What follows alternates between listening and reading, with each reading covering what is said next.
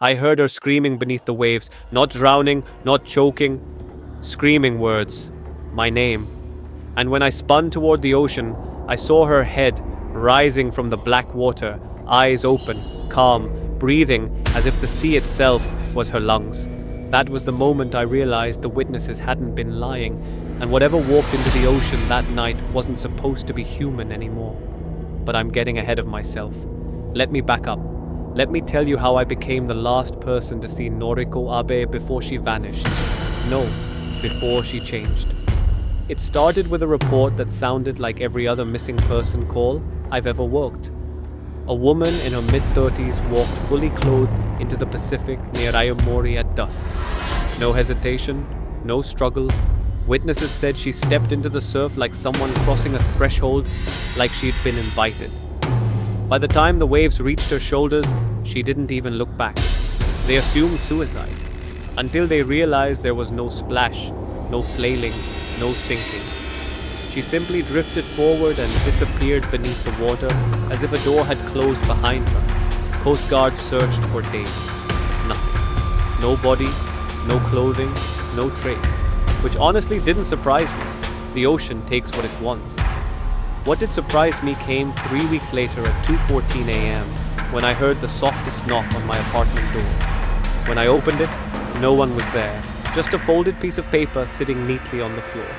My name was written on it in blue ink. Inside was a single sentence, shaky but unmistakably human. I didn't drown. And beneath it, a simple request. Come alone. Then a location, Cape Tsubaki, known for its shrines, storms, and legends the locals only whisper about. I should have called it in, brought backup, told someone, but something about the handwriting, it looked desperate, it looked alive. And guilt is a powerful motivator. I'd been the officer assigned to her case. I was the one who failed to find her. By the time I reached the Cape, the wind was violent, the kind that steals your breath and throws it into the dark. Waves crashed against the rocks like they were trying to break free from the ocean itself. I kept thinking no one could survive here. No one could survive in that water. But I saw someone standing at the shoreline, long hair whipping in the wind, dress soaked, motionless. Noriko? I shouted. She turned her head just slightly, not startled, not afraid. More like she'd been expecting me. Her skin had a pale luminescence, not sickly, more moonlit. And her eyes, God, her eyes looked like they'd been polished smooth, dark and glassy, reflecting the entire horizon. I didn't drown, she whispered, and the words sounded wrong, like a voice filtered through layers of water. What happened to you? I asked. Her lips trembled in a half smile. I was called? Called? By who? By what? Before she could answer, a wave surged up the sand, taller than any that had come before. She stepped aside, not back, not away, almost like she knew the exact rhythm of the water's arrival, like she'd become part of its heartbeat. And that's when I noticed her feet, bare, blue-tinted and wet, even though the tide hadn't reached her yet.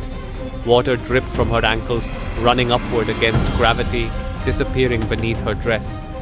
Right then, let me ask you, what would you do if you saw someone return from the ocean looking alive but impossibly, horrifyingly changed?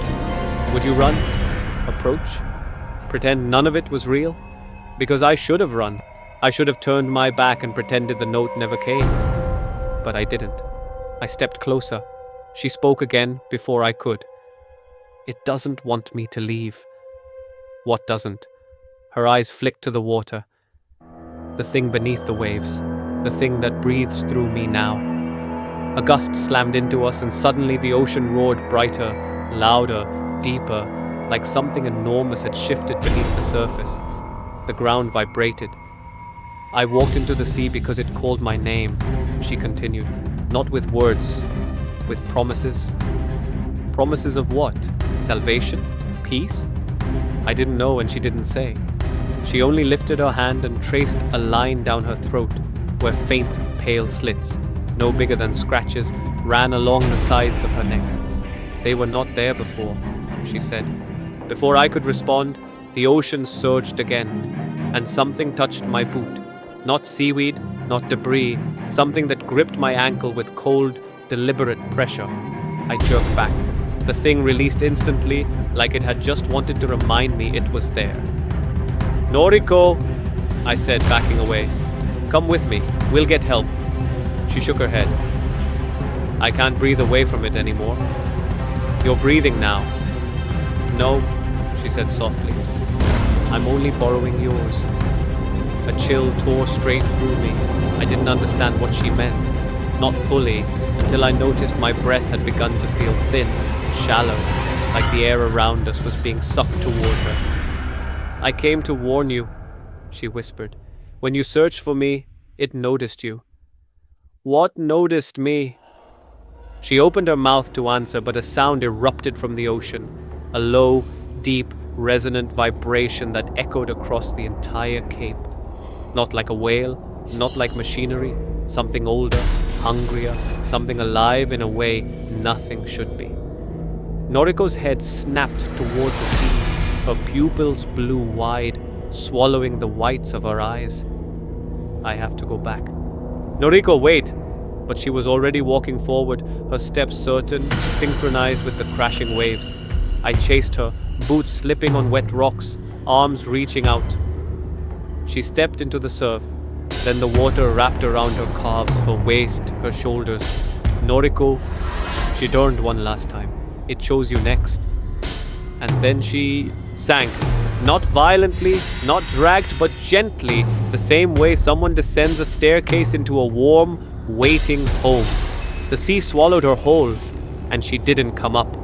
The Coast Guard searched again. Nothing. No footprints, no clothing, no body. But I know what I saw. And I know what I heard 2 nights later when I stood on that same shoreline, unable to sleep, unable to forget. Her voice, from beneath the water, calling my name, calm, patient, as if she was standing just below the surface waiting for me to take the next step forward. And sometimes, God help me, I catch myself listening for it, wondering if the ocean is calling me too, wondering if, when my time comes, I'll walk into the sea and not drown either. If you've been with me this far, let me know what you think happened to her.